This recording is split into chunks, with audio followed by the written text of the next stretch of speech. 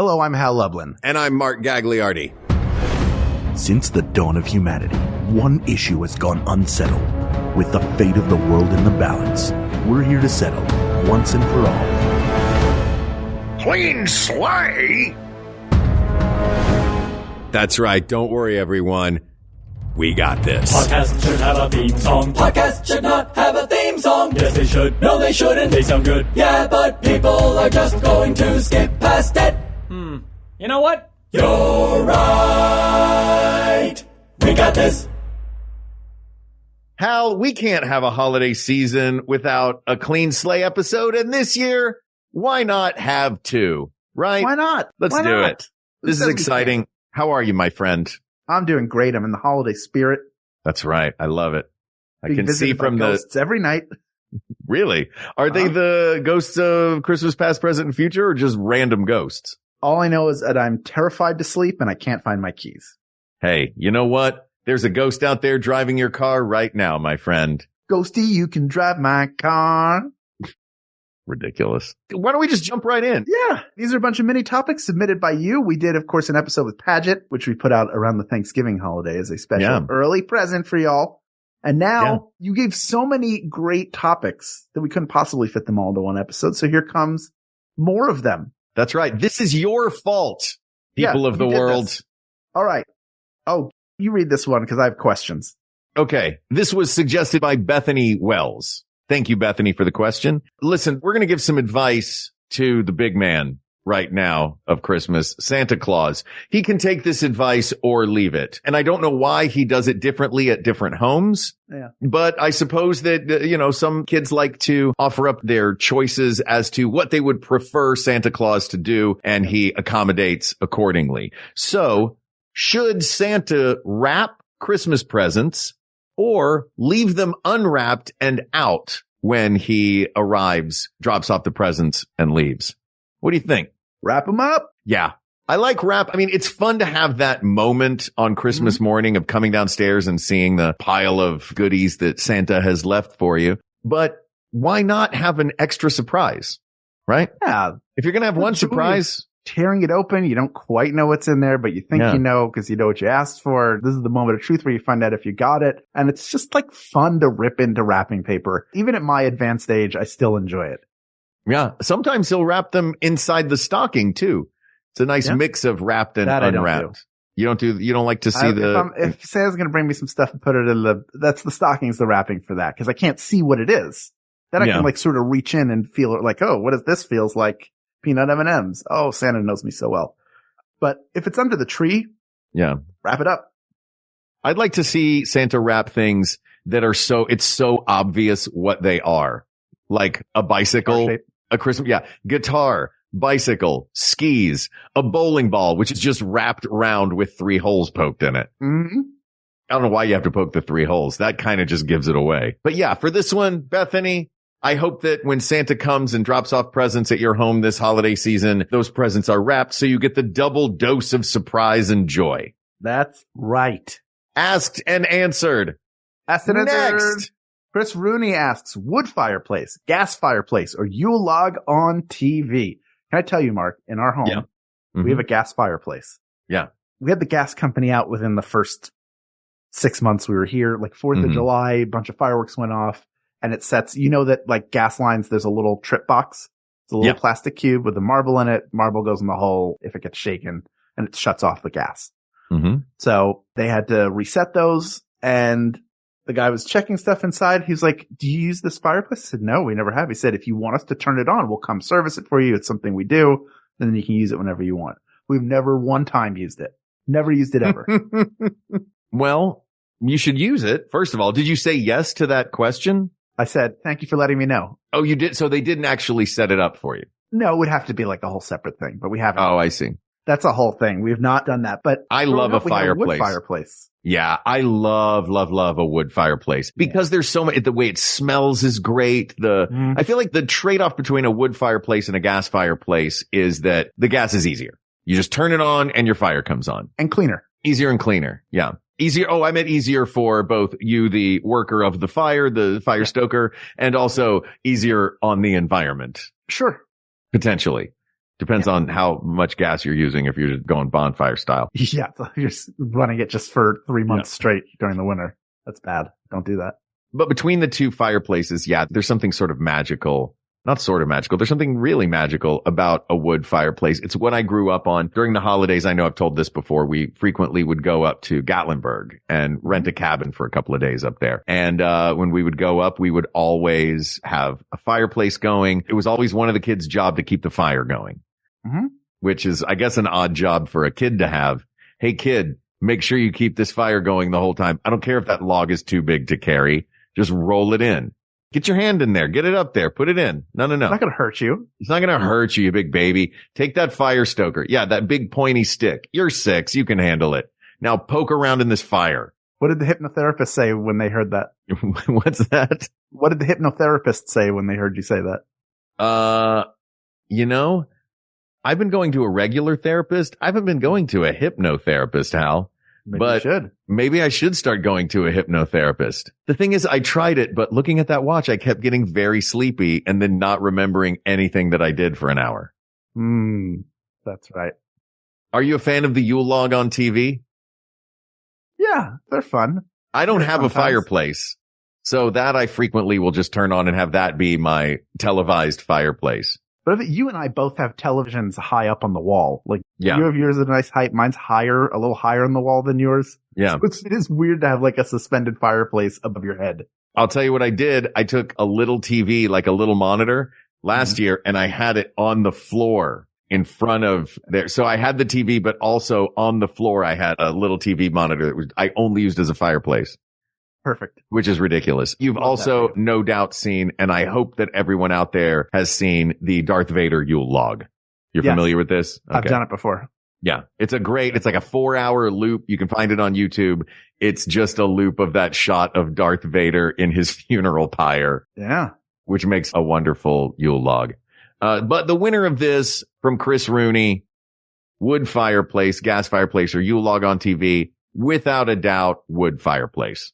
Asked and answered. Thank you, Chris. All right. Okay. Timothy Bailey asks, what's up, Timothy? Star Trek ornaments or Star Wars ornaments? I mean, this is just which of these franchises are you a bigger fan of, right? I mean, there are some really good animated ornaments. Ken shared one with me that I did not buy. That's like $70. And it's the carbonite freezing chamber on Bespin from Empire Strikes Back. And it's got everybody there. And Han he's in his restraints, and you press a button and it lights up and it plays the entire scene. Like Chewie, you got to take care of her now. I'll be all right. And all the way through, I love you. I know that he's worth a lot. Are you sure he's going to survive? He's worth a lot to me. You'll be compensated. And then, the music plays and you hear the sound, all the sound effects, and the Han lowers into the middle of the ornament. And then the lights change when you hear the of the carbonite process. And then up comes Han Solo and carbonite. And it goes all the way to. Can I ask you a question, Hal? Unreal. What does this thing remotely have to do with Christmas?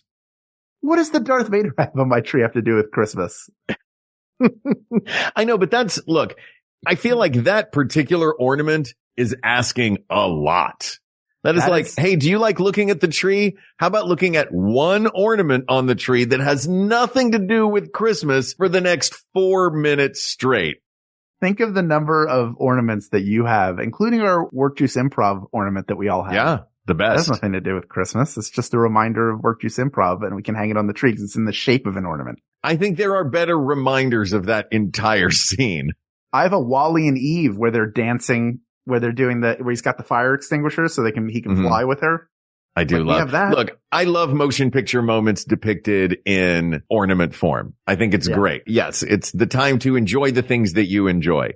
That ornament sounds hilariously over the top and wonderful and way 0% Christmassy, but you're right. Who cares? I do have one Star Trek ornament from growing up that would lend me toward thinking that Star Trek would be the winner of this, specifically because at least their ornament pays lip service to the season. And this is, of course, the famous shuttlecraft ornament. I believe it was a Hallmark ornament. When you press the button, Spock says, "Shuttlecraft to Enterprise, shuttlecraft to Enterprise. Spock here. Happy holidays. Live long and prosper." Did actually Leonard Nimoy, or is that a voice match? I don't know. It might have been a voice match.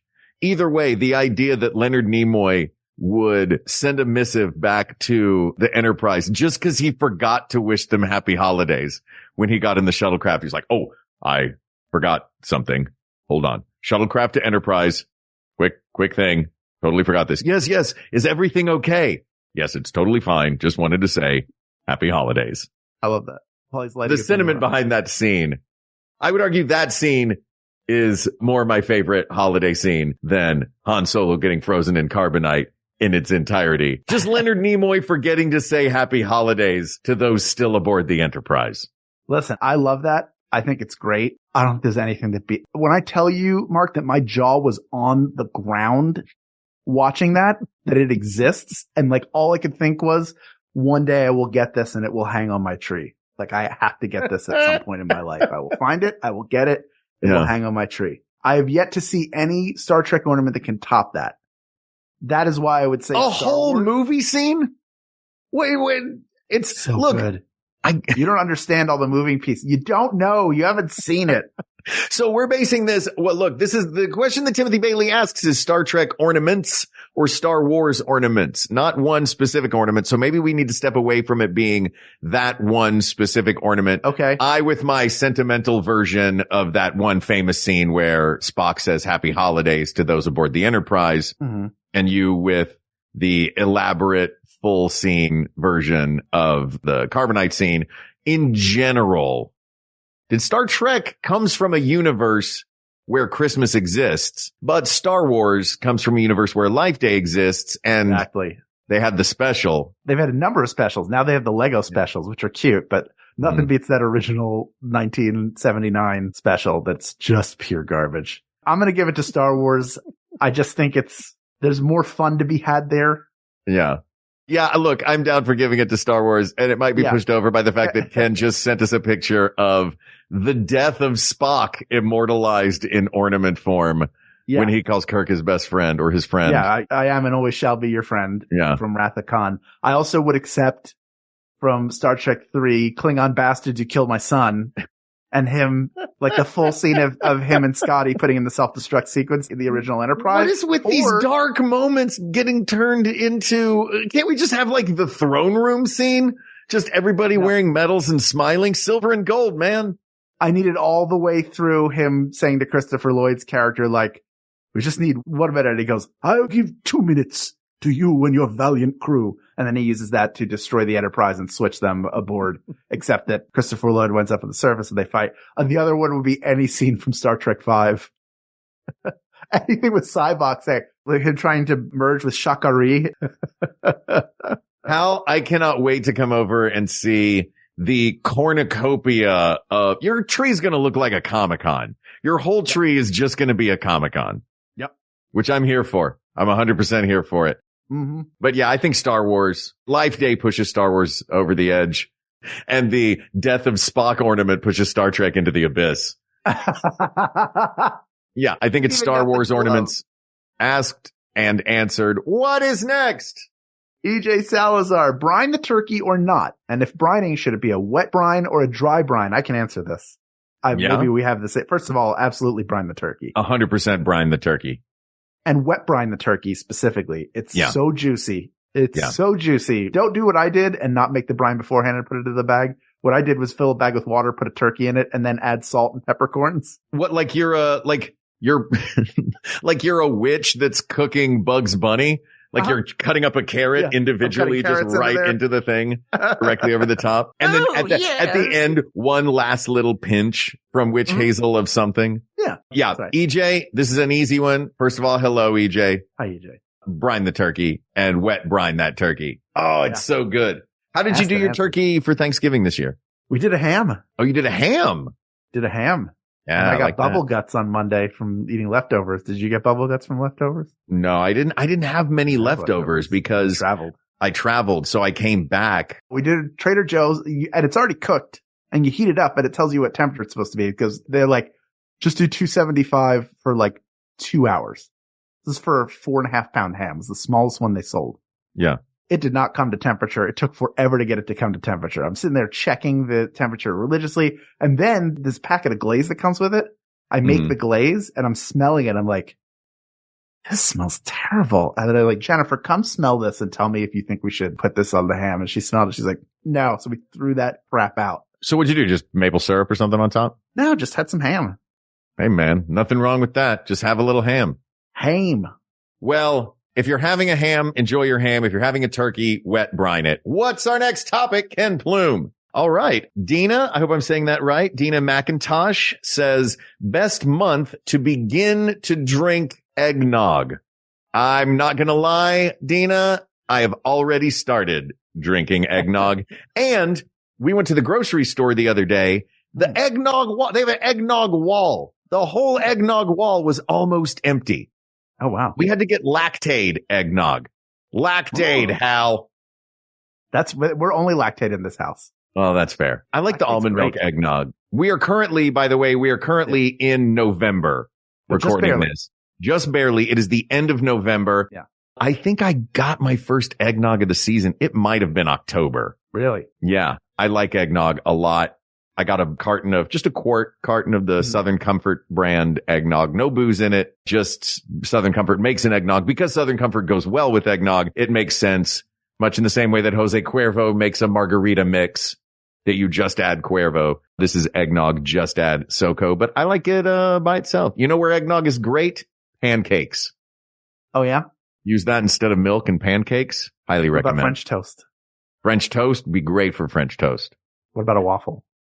Sure. What about scrambled eggs? Maybe not scrambled eggs. What about crispy wheat and raisins? Crispy wheat and wasn't that was a cereal that they used to have in the 80s, and they had a commercial that was like crispy wheat and raisins. Yeah, that's what my I grandmother vaguely had. remember that. Oh my God. Come on, Mom, you can't spring for the Raisin Bran. There's the sugar on it. I actually liked crispy wheat and raisins. It was good. I don't know why it went away. Probably because it wasn't Raisin Bran. Yeah, it was just a thing that was pretending to be Raisin Bran. Mm-hmm. That's why it went away. Like, nice try. I know you're not Raisin Bran. You can't fool me, crispy wheat and raisins. Now, if you wanted to get me something called crispy raisins, now I'm interested. I have lots of questions, but I'm interested. What is a crispy raisin? How do you crisp a raisin up? Is it one of those singing raisins that sang I Heard It Through the Grapevine? Is that what happened to them? That's what happened to them. They all got turned into crispy raisins. Hey, after this gig, I'm going to get crisped up, but I just want to say it was really fun gigging with y'all. Oh, hey, wait. Yeah, I heard wait, it on the grapevine. No. I think the best month to begin to drink eggnog is November. Do it the day that Thanksgiving ends. You're okay from there. You maximize your eggnog drinking time. What do you think, Hal? Seconded. I don't drink eggnog. I was going to go with whatever you said. Surprise. I like eggnog. Almond milk eggnog, a little bit lighter. Yeah. Delightful. All right. What is next, Ken Plume? Next. All right. This is the last question before the break. Chris Rooney asks, best toy from the island of misfit toys. Isn't there a weird Jack in the Box? Here's the thing. I think there's definitely the funniest one who has the job as herald of the island. And that is Charlie in the Box. Charlie in the Box. He is a Jack in the Box who is named Charlie, and that's what got him sent to the island of misfit toys. Maybe instead of going to the island of misfit toys, he could have just gone to the courthouse and changed his name to Jack. Then he would be just like all the other Jacks in the Box. Oh. But no, he was like, well, my name's Charlie. There's literally nothing to do to change your name, or just go by Jack. My name is Charlie, but my friends call me Jack because I'm in a box. So I get why they call me that. It's not difficult, but I want to bring up what toys there are on that list. So there are 14 toys on the island of misfit toys. Hal, tell me which one of these stands out. One is a scooter. Nothing weird about that. Airplane, nothing out of the ordinary. The dolly for Sue, who is capable of saying, how do you do? I don't know what makes her a misfit because she looks perfectly normal on the outside, but I think that That might be the case for a lot of misfits. Yeah. There's a cowboy. Oh man, this is also a pretty good one. A cowboy who rides an ostrich. The cowboy who rides an ostrich is pretty funny. Yeah, an elephant with spots. That's nothing. Yeah. No, he's wearing a cowboy hat. Oh, it looks like a bowler to me. The train with square wheels. That seems like you're a misfit, but you physically cannot function and do your job. Like a Charlie in the Box can do his job. There's a Matryoshka doll with a mouse inside it. A blue bear with feathers, which actually sounds kind of cool. Yeah. A bird that swims instead of flying, which seems awesome. Also sounds cool. Yeah. I would say that my vote either goes to Charlie in the Box. Yeah. Or the cowboy who rides an ostrich. I think Charlie in the Box because his greatest offense is having the wrong name. Yeah. That is an easy fix, Charlie in the Box. That is some bottom of the barrel stuff right there. Yeah. All right. There you go. Charlie in the Box asked and answered. All right. Let's take a quick break. Oh, okay, you and I had the same idea that Ken texted us. Why don't we take a quick break? And when we come back, we will continue to clean out this sleigh. How this sleigh is a mess. I'll get the hose. We'll be right back. Hello, sleepyheads. Sleeping with Celebrities is your podcast pillow pal. We talk to remarkable people about unremarkable topics, all to help you slow down your brain and drift off to sleep. For instance, we have the remarkable Neil Gaiman. I'd always had a vague interest in live culture, food preparation. Sleeping with Celebrities, hosted by me, John Moe, on MaximumFun.org or wherever you get your podcasts. Night-night. Somewhere in an alternate universe where Hollywood is smarter. And the Emmy nominees for Outstanding Comedy Series are Jetpackula, Airport Marriott, Thruple, Dear America, We've Seen You Naked, and Allah in the Family. In our stupid universe, you can't see any of these shows, but you can listen to them on Dead Pilot Society, the podcast that brings you hilarious comedy pilots that the networks and streamers bought but never made. Journey to the alternate television universe of Dead Pilot Society on MaximumFun.org. All right, we are back. What is our next topic? Oh, this is from Kate McManus. Hello, researcher Kate McManus. Interesting. To regift or not to regift? Ooh, it depends on who gave it to you. Yeah, I think that's true. I think regifting, yeah, there's a certain cutoff point of relationship. You know what I mean? Mm-hmm. And if they're beyond that point in the relationship, keep the gift. If they're before that point, I think it's okay to regift as long as the person you are regifting to is in no way associated with the other person, as long as the Venn diagrams don't overlap. You know, you also shouldn't hold on to something you're not going to use just because you feel bad. I think it's worth some open communication, but also you could donate it. Donate, yeah. Hang on to it for a little while. It's not that big, like hold on to it for a little while and then you can get rid of it. Yeah. I think regifting is risky unless you're giving it to someone in a completely different social circle. Yeah, that's the thing. If it is an obligatory office secret Santa gift and then a white elephant party from a totally different group of people that you know peripherally.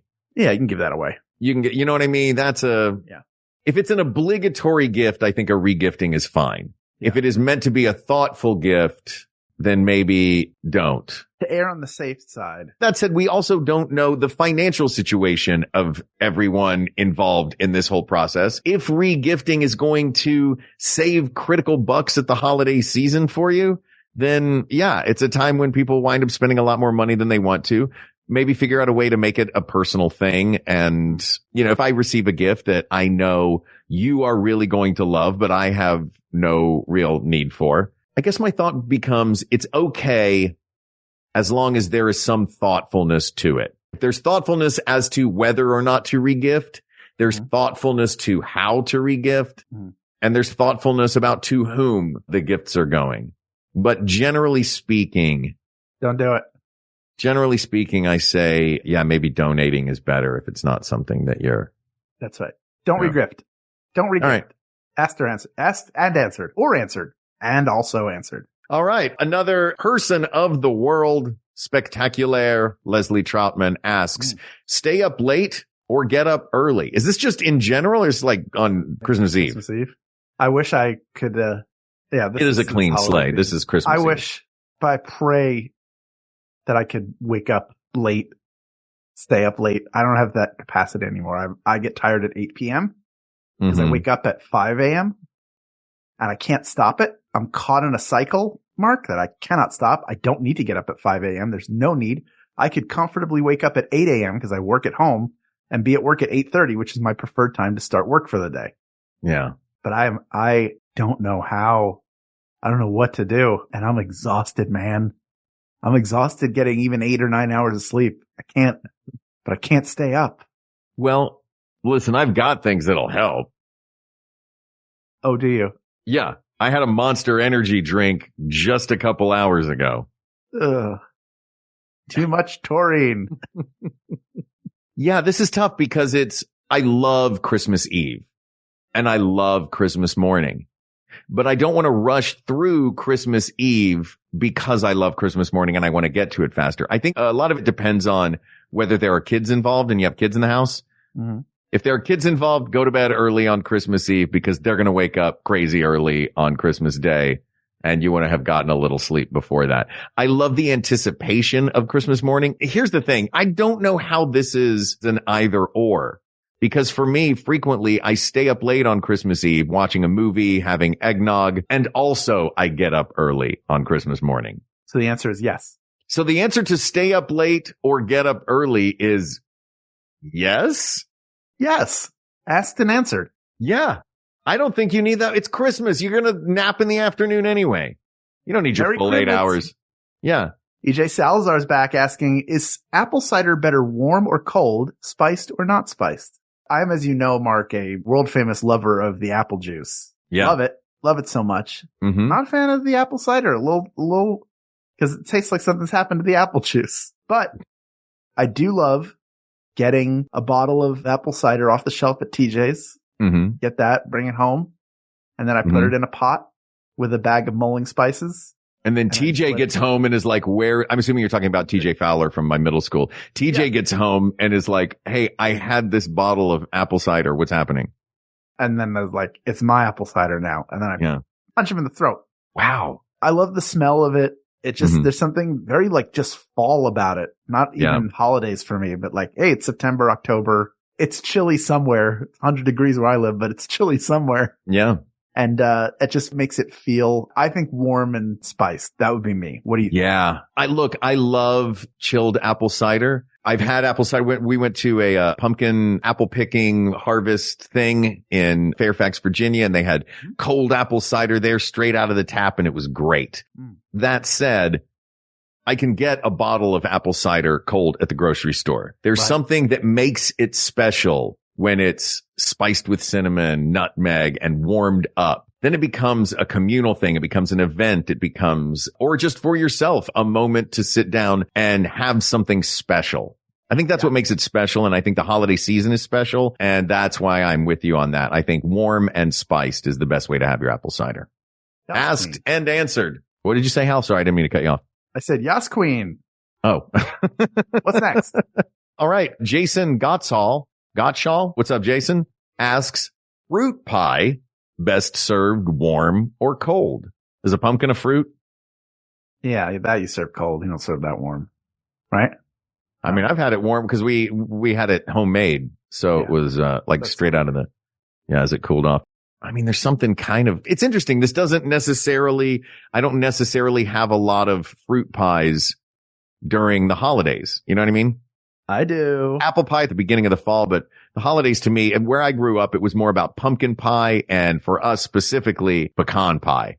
Pecan pie was the big, big deal for us. Always warm for us, pecan pie. If you're having pie warm, any pie, and you're not putting ice cream on it, you're wasting my time, Mark's time, everybody's listening time, most importantly, your time. And if you have trouble with dairy, there are options. Yeah.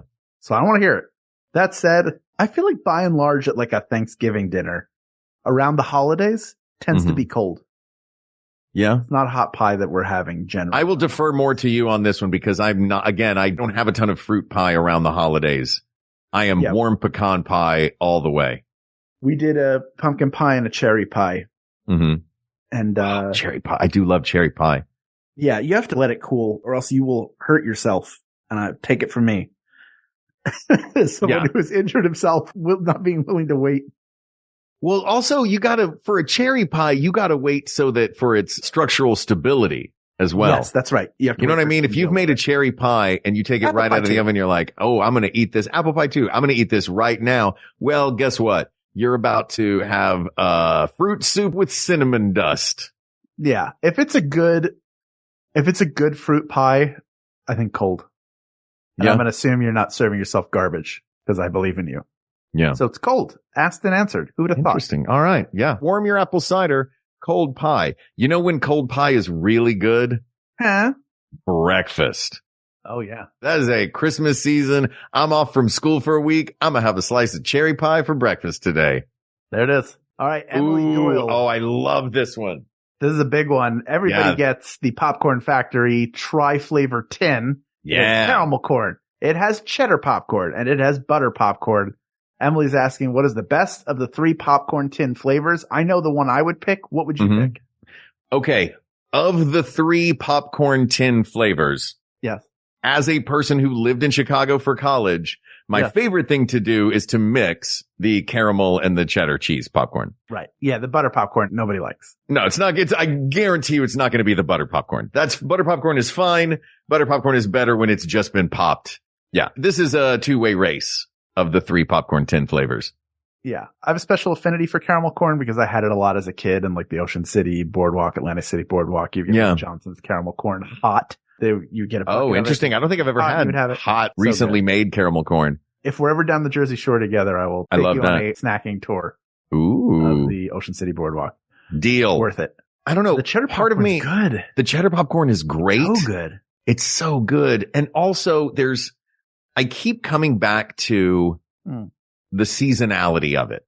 You know what I mean? Like, I don't want it to be just, this question Emily asks, best of the 3 popcorn tin flavors. Mm-hmm. But I'm wondering if we need to add into that and include it within our best, the most holiday centric of the 3, because I can get great caramel corn year round. I don't see the cheddar popcorn as often year round. You know what I mean? Like, I'm not going to, Cracker Jacks in the summertime, caramel popcorn is great with baseball, you know? So there's lots of different times of year that is out there. But I think that the cheddar popcorn specifically makes me think of the holiday. Now, does that necessarily make it the best one? No, but it does have that added edge of being the Christmassiest of them. Yeah, I'll go with that. I'll go with the cheddar popcorn. Now, have you ever, not to cut off the asked and answered of this, have you ever gone full rogue and just opened up that popcorn tin and pulled that little tri-separation cardboard out? No, but I would. I just don't want the butter popcorn. Yeah, get out of here, butter popcorn. In between, I would pull that in a second. No problem. Yeah. In a world where both of them, this is tough though. Now I'm going to throw another wrench in it. I think that I love the cheddar popcorn and it does make me think more of the holidays. Yeah. But if my hand is just reaching in, just reaching in for the snack, I think maybe 6 out of 10 times I'd reach for the caramel corn. Well, then I think that's our answer. It's not as Christmassy as the cheddar. Asked and answered. Wait, hold on. You've just asked and answered both the cheddar and the caramel. It's a clean slate. I didn't say asked and answered on cheddar, did I? No, you were about to, and then I kept going. Haha, that's because you wanted it to happen on caramel corn, and it has. You're welcome. Yeah, I think it's the caramel. Also because caramel is a flavor of the holidays. Yeah. There you go. All right. One more. Okay, this is our final question from Timothy Bailey. And the final question is, this is going to be a doozy. Ken is really, get out of here. This feels like a joke. The holly or the ivy? The holly or the ivy? Okay. First of all, the Ivy League is a scam. It should be banned. All of that. What is this? The Ivy League schools are all one big scam. They all have endowments that are bigger than the budget of most nations. Yeah. But they won't allow any more people in because the scarcity lets them stay expensive. They could educate so many more people with the endowments that they have, but they really only want to save their money so that they can outlast this government if our government should ever fall. And holly is those delightful berries and little sprig that you put in your hat. This one's a no-brainer. It's the holly. Did you know that if you go early acceptance to any Ivy League school and they offer it to you, you have to take it? You cannot turn it down. Of course you do. And if you turn it down and you've applied to any other Ivy League schools, they will not accept you. It's an agreement amongst those schools. This is true. Yeah. And also the whole legacy thing, get rid of the legacy thing. The legacy thing is stupid and it's a dumb way to gatekeep middle class people out of your school. Oh, we're not decking the halls with boughs of ivy. Yeah. Yeah. The ivy is secondary. The ivy is ancillary and only exists for purposes of this song to have a second thing to talk about. So it's not just the holly when it was just full grown. Yeah. And listen, of all the trees that are in the wood, the holly bears the crown, not the ivy, the holly. There you go. There it is. Asked and answered. It's the holly. Take that, Ivy. Sorry for going on an Ivy League schools rant there at the end. You're good. You're good. That took a turn that I did not expect. Let's get one more. Ken, you gotta have one more first. I want one more. I want a palate cleanser after that. One more, a bonus one. With much love to Timothy Bailey. Yes. We're going to end it on another one. It's coming. I see the ticker tape. Chris Rooney. Is Rudolph a mutant? This is, I assume. The X-Men sense? I mean, this is a genetic mutation that would cause his nose to glow. Sure. Is he a mutant in the sense? No, he's not a mutant. Here's why. Because most mutants, their powers don't manifest until they reach puberty. He has a glowing nose right away, long before he reaches any kind of maturity. Asked and answered. Asked and answered. Genetically a mutant. X-Men, not a mutant. Unless the North Poles of like Krakoa or Krakoa. That's what it is. Krakoa. That's the island. It's like the mutant island in X-Men. Right? Isn't that right, Ken? I don't know. Now I'm thinking of Krakow and I'm thinking of, listen, Rudolph is only a mutant if he's Polish. And I'm going, what is happening right now? Yes. Right. I've lost the thread. Right. All right. Well, Hal, as always, this has been a delight. And Ken, as always, this has been a delight. Yes. These are always really fun. I love doing Clean Slate episodes. I wish we could do Clean Slate episodes all year. Maybe that's what Santa will put in my stocking unwrapped because it's in the stocking and the stocking is the wrapping. Wow, you sound just like me. Yeah. Did you think it was you talking for a second? You're like, oh, I got a weird echo. Yeah. Listening to a mirror. These topics are closed, but there are many more to discuss. So please reach out to us via email at wegotThisPodcast@gmail.com, or you can join our Facebook group, the greatest community on all the internet, facebook.com/group/WeGotThisPodcast. It's where all the suggestions for this came from. That's where they came from. Thank you to producer Ken Plume. You can support him at patreon.com/Ken Plume and just in time for the holidays. Thank you also to researcher Kate McManus, graphic designer Uri Kelman, and my PIC, our QA engineer, Jen Alba. And thanks, of course, to our musicians, Jonathan Dinerstein and Mike Furman, for our score and theme song, respectively. And thanks to you, the people of the world, who this is now our 6th holiday season with? 7th holiday season with? 8th holiday season with. Wow. Yeah. This has become a holiday tradition for us, and there's nothing I love more than creating new holiday traditions with my dear, dear friends and all of the people of the world out there who listen and give us an opportunity to do this week after week. So to all of you, I say thank you, thank you, thank you. For Hal Lublin, I'm Mark Gagliardi. For Mark Gagliardi, I'm Hal Lublin, and don't worry, everybody. We got this. We got this. Maximum Fun, a worker-owned network of artist-owned shows supported directly by you.